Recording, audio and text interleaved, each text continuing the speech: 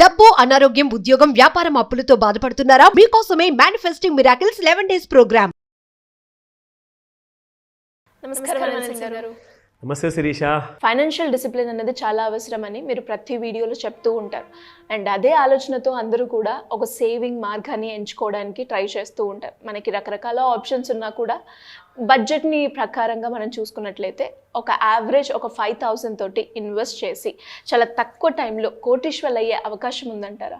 ఒక ఐడియా తీసుకొచ్చాను. ఇన్ఫ్యాక్ట్ ఇది రియలైజేషన్ కోసం. ఎస్, మీరు లైక్ ఏ భాషలో విన్న ఒకటే మంత్రం ఉంటుంది. అది ఏంటంటే ఒక సిస్టమాటిక్ డిసిప్లిన్. ఆ డిసిప్లిన్ని మీరు పాటించారంటే ఖచ్చితంగా ఆ టెన్యూర్ అనేది ఇప్పటిదాకా మనము లైక్ చాలా వీడియోస్లో చేసాము. లైక్ 30 నుంచి 40 సంవత్సరాలు ఆర్ లేదా 60 సంవత్సరాల ఏజ్ వరకు మీరు పెడితేనే పెట్టుబడి లాంటిది మీకు ఒక రిటర్న్ అనేది కోట్లలో వస్తుందని. అఫ్కోర్స్ మీరు అడిగిన ప్రశ్న one of the most important and అందరికీ కూడా కంటున్న కళ.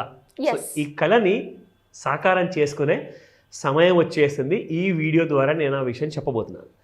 సో ఫస్ట్ అండ్ ఫార్మోస్ట్ ఏంటంటే ఇన్వెస్ట్మెంట్ విషయానికి వద్దాం. అసలు ఫస్ట్ ఒక ఇన్వెస్టర్గా at the age of 20 start చేస్తున్నారా, at the age of 30 doesn't really matter.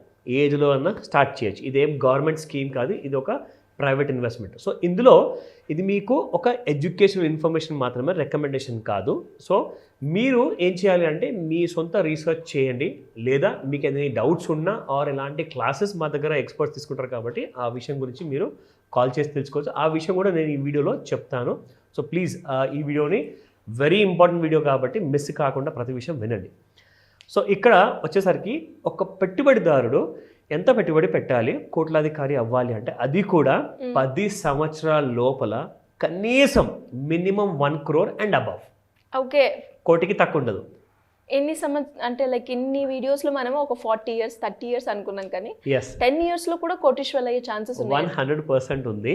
కానీ చెప్తున్నాను మళ్ళీ, అలాంటి ఇన్వెస్ట్మెంట్ డిసిప్లిన్ని మీరు ఫాలో అవ్వాలి. నెక్స్ట్ 10 years వరకు నెలకి 5,000 రూపాయలు మీరు పెట్టుబడి పెడితే మీకు ₹1 కోటి వస్తుంది. ఆ లెక్క ఏంటి, ఆ దానికి విధానం ఏంటి, ఎక్కడ పెట్టుబడి పెట్టాలి, అదంతా కూడా మీకు ఎవిడెన్స్తో సహా నేను మీకు చూపిస్తాను. ఇక్కడ డీటెయిల్స్ అన్నీ ఉన్నాయి. ఇన్ఫ్యాక్ట్ ఇవన్నీ కూడా మనం సిప్ క్యాల్కులేటర్స్ కానివ్వండి, దాంతోపాటే సెబీ అప్రూవ్డ్ చేసిన మ్యూచువల్ ఫండ్సే కానివ్వండి, సెబీలో ఎన్ఎస్సి అండ్ బిఎస్సిలో ట్రేడ్ అవుతున్న ఈటీఎఫ్లే కానివ్వండి, వీటిల్లో ఎలా ఇన్వెస్ట్మెంట్ చేస్తే మనము అలాంటి కైండ్ ఆఫ్ ఫిగర్కి మనం చేరుకోగలుగుతాం. Let me start first. Usually ఏంటంటే 5,000 రూపీస్ ఇన్వెస్ట్మెంట్ చేసి, ఇది రెగ్యులర్ స్కీమ్ లాంటిది అనమాట. అంటే జనాలకి 12% చొప్పున యాన్యువల్ రిటర్న్స్ చూసుకుంటే 10 yearsకి 6 లక్షలు అవుతుంది పెట్టిన పెట్టుబడి కాస్త. మీకు వచ్చే టోటల్ రాబడి 11,61,695 రూపాయలు. సో ₹1 కోటి విషయం మాట్లాడడం కదా, ఫస్ట్ ఈ 11 లక్షలు ఎందుకు చూపిస్తున్నాము అంటే, జనరల్గా వచ్చేది మ్యూచువల్ ఫండ్స్లో ఇన్వెస్ట్మెంట్ చేస్తే ఇంతే నార్మల్గా. అంటే 12%, 13%, మేబీ మ్యాక్సిమం 15% అనుకుందాం సరే. కానీ ఒక్కొక్క సంవత్సరంలో, ఈ 10 సంవత్సరాల్లో ఒక్క సంవత్సరంలో ఎప్పుడన్నా ఒక 20-30% ఇస్తుంది. కానీ 12 నుంచి 15% మీకు వస్తుంది జనరల్గా. అయితే ఇప్పుడు నేను చెప్పిన ప్రకారంగా 10 ఏళ్లలో మీకు పెట్టిన 5,000 పెట్టుబడికి మీకు రిటర్న్స్ రావాలి అంటే ఈ 12%తో మీరు రీచ్ అవ్వలేదు. సో కాబట్టి మీకు ఎలాంటి ఇన్వెస్ట్మెంట్ చేస్తే, ఎందులో చేస్తే మీకు రిస్క్ ఎంత ఉంటుంది, రిస్క్ అనేది లైఫ్లో ఒక భాగం అండి. నేను మళ్ళీ చెప్తాను ఈ మాట, ఎందుకంటే చాలామంది అడుగుతుంటారు, సార్ రిస్క్ ఉండదు కదా సార్ అనేది. ఒకటి మాట అంటానండి, మనం ప్రపంచంలో పుట్టినప్పటి మరో క్షణం నుంచి రిస్క్ అనేది దాని మధ్యలోనే మనం బ్రతుకుతున్నాం. సో రిస్క్ అన్నిట్లో ఉంది.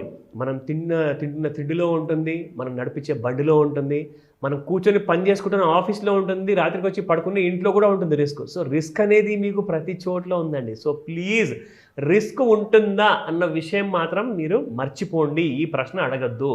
రిస్క్ ఖచ్చితంగా ఉంటుంది, కానీ రిస్క్ ఎంత ఉంటుంది అంటే, నా ప్రాణం పోయేంత రిస్క్ ఉంటుందా, లేదంటే నా పెట్టిన పెట్టుబడి పోయేంత రిస్క్ ఉంటుందా, లేదంటే ఆ పెట్టుబడిలో నుంచి ₹1,00,000 పెట్టారనుకోండి ₹1,000 పోయేంత రిస్క్ ఉంటుందా. సో రిస్క్ని ఎలా మిటిగేట్ చేయాలి, ఎలా కంట్రోల్ చేసుకోవాలి, ఎలా మినిమైజ్ చేసుకోవాలి. మళ్ళీ చెప్తున్నాను, రిస్క్ని మీరు మినిమైజ్ చేసుకుంటేనే ప్రాఫిట్ మ్యాక్సిమైజ్ అవుతుంది. సో ప్రాఫిట్ని మ్యాక్సిమైజ్ చేసుకుందాము అని చెప్పి ఎప్పుడు మీరు ధ్యాస, మీ ఫోకస్ మాత్రం ఎప్పుడు ప్రాఫిట్ పైన పెడితే అక్కడ రిస్క్ గురించి ఎవరు పట్టించుకుంటారండి. సో మీకు తెలియకుండానే రిస్క్ ఏమవుతుంది, కిందికి పోయే బదులు అది పైకి వెళ్తుంది. మీరేమనుకుంటారు, నా ప్రాఫిట్ పైకి వెళ్తుంది కదా అనుకుంటారు, కానీ తిరిగి చూస్తే రిస్క్ దానికంటే డబుల్ పైకి వెళ్ళి ఉంటుంది. సో గుర్తుపెట్టుకోండి, అలాంటి రిస్క్ మిటిగేషన్ అన్న ఐడియాస్ కూడా నేను చెప్తాను. Yes, definitely. బట్ దీనికోసము డిసిప్లిన్ 100%. డబ్బులు ఈరోజు పోతే మళ్ళీ సంపాదించుకుంటామంటారు, కానీ డిసిప్లిన్ ఒక్కసారి లైఫ్లో నుంచి పోయిందనుకోండి, జన్మ మొత్తం కూడా ఎంత ప్రయత్నించినా ఏజ్ పోతుంది, కానీ డిసిప్లిన్ మళ్ళీ తిరిగి రాదు. టైం కూడా 100% కరెక్ట్ అన్నారు. ఎందుకంటే time is most precious, it's more than money. So కాబట్టి మీరు ఇన్వెస్ట్ చేయడానికి నేను ఒకే ఒక మంత్రం చెప్తానండి, ఇన్వెస్ట్ ఇన్ ఈటీఎఫ్స్. ఈటీఎఫ్ అంటే ఏంటి? సి, మనం నిఫ్టీ 50 మ్యూచువల్ ఫండ్ గురించి మాట్లాడుకున్నామా, పిఎస్యూ మ్యూచువల్ ఫండ్ గురించి మాట్లాడుకున్నాము, కాంట్రా ఫండ్ చెప్పాము, ఇన్ఫ్రాస్ట్రక్చర్ ఫండ్స్ చెప్పాము. అలాగే ఎలాగైతే మ్యూచువల్ ఫండ్స్లో ఇలా ఇన్వెస్ట్మెంట్ చేయదని చెప్పేసి different kind of mutual funds పేర్లు చెప్పాము. అయితే నేను మ్యూచువల్ ఫండ్స్ ఎందుకు ఈసారి నేను చెప్పట్లేదంటే, మ్యూచువల్ ఫండ్స్లో మీకు 2 రకాలుగా ఒక ఇబ్బంది ఉంటుంది. అది ఏంటంటే ఇంపార్టెంట్. సో చూడండి, ఇక్కడ ఈ ఇబ్బందుల గురించి మీరు నోట్ చేసుకున్నారనుకోండి, మళ్ళీ ఆ తప్పులు మీరు తిరిగి చేయరు. అది ఏంటంటే, మీరు ఒక మ్యూచువల్ ఫండ్ కొంటారండి, కొంటే మనకి ఫర్ ఎగ్జాంపుల్ ఒక 5,000 రూపాయలు మీరు పెట్టుబడిగా పెట్టారు. 5,000 రూపాయలు పెట్టుబడిగా పెట్టిన తర్వాత ఆ నెలలో మీకు ఎక్స్పెన్స్ రేషియో ఉంటుందన్నమాట. అంటే కంపెనీ వాడు మీకు ఒక ఛార్జెస్ విధిస్తాడు. ఆ ఛార్జెస్ ఏంటంటే ఎక్స్పెన్స్ రేషియో పేరుతో 1% to 4% మధ్యలో దొబ్బేస్తాడు. సారీ, మ్యూచువల్ ఫండ్ కంపెనీస్ వాళ్ళు తప్పుగా అనుకోవద్దు, ఎందుకంటే అది వాళ్ళ ఛార్జెస్ కాబట్టి వాళ్ళు తీసుకుంటారండి. అయితే ఇక్కడ జరుగుతుందేంటి, మీరు పెట్టిన పెట్టుబడిలో ఫర్ ఎగ్జాంపుల్ ఒక 100 రూపాయల నుంచి 400 రూపాయలు ప్రతి నెల తీసేసుకుంటూ ఉంటే, మీరు హ్యాపీగా వాళ్ళకి పంచుకొని వాళ్ళకి డబ్బులు కట్టబెట్టేసి మీరు మాత్రం ఏం సంపాదించట్లా.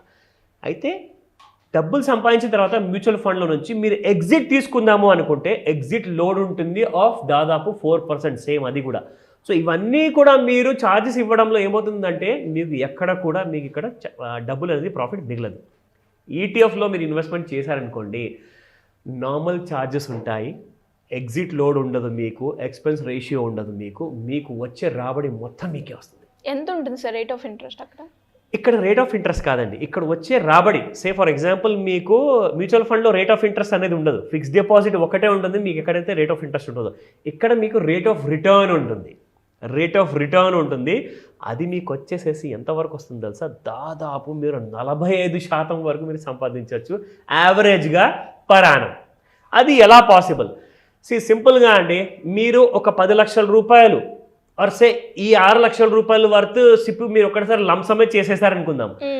ఆ అమౌంట్కి మీరు ఏం చేయొచ్చు అంటే, ఆ 6 లక్షల రూపాయలు ఈటీఎఫ్స్ని మీరు మార్జిన్ ట్రేడింగ్ ఫండ్ తీసుకున్నారనుకోండి, అక్కడ వాళ్ళు ఏం చేస్తారంటే మీకు ఒక 20%, 10 or 20% దాని విలువ కట్ చేసేసి, అంటే 6 లక్షల నుంచి 20% కట్ చేస్తే ఎంత వస్తుంది, మీకు 1,20,000 తీసేయాల్సి వస్తుంది. మీకు మిగతాది 4,80,000 రూపాయలు వాళ్ళు మీకు లోన్ రూపంలో ఇస్తారు. అది మీరు వాడుకొని మీకు ఇంకా అడిషనల్గా ప్రాఫిట్ తెచ్చుకోవచ్చు. అది ఎంత వస్తుంది తెలుసా, ఎగ్జాక్ట్గా మీకు చెప్తున్నాను.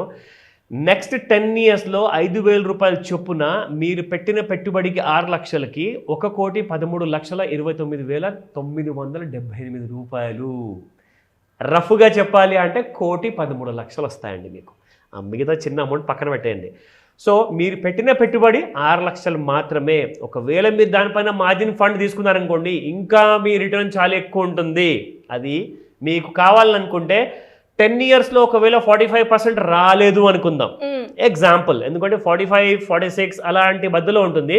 సరే, మనం 45 కాకుండా నా 1 కోటి రూపాయలు కాస్త నెక్స్ట్ 10 సంవత్సరాలు కాకుండా కానీ 15 సంవత్సరాలు వస్తుందా సార్ అడుగుతారు కదా, డన్. దానికి కూడా ఒక లెక్క ఉంది, అది కూడా మీకు చూపిస్తాను. 15 years వరకు మీరు ఇన్వెస్టెడ్గా ఉంటే 45%కి బదులు కనీసం 26% అయితే ఖచ్చితంగా వస్తుంది. అది మీరు పెట్టిన పెట్టుబడి ఇక్కడ 9 లక్షలు అవుతుంది, 5,000 చొప్పున. మీకు వచ్చే రాబడి 1,36,36,656 రూపాయలు. సో మళ్ళీ చెప్తున్నాను, రౌండ్ ఫిగర్ ఇక్కడ 1,09,00,000 అనుకోండి. ఇది మీరు 15 yearsలో ఖచ్చితంగా అలాంటి డిసిప్లిన్ ఫాలో అయితే ఇలాంటి ఇన్వెస్ట్మెంట్కి మీకు అవకాశాలు ఉంటాయి. సో దీని గురించి మీకు ఫర్దర్ డీటెయిల్స్ కావాలి అంటే తప్పకుండా I'll let you know. Thank you sir. Thank you so much. Welcome Sireesha. Suman టీవీలో మీ పర్సనల్ అండ్ బిజినెస్ ప్రమోషన్స్ కోసం కింది నెంబర్కి కాంటాక్ట్ చేయండి.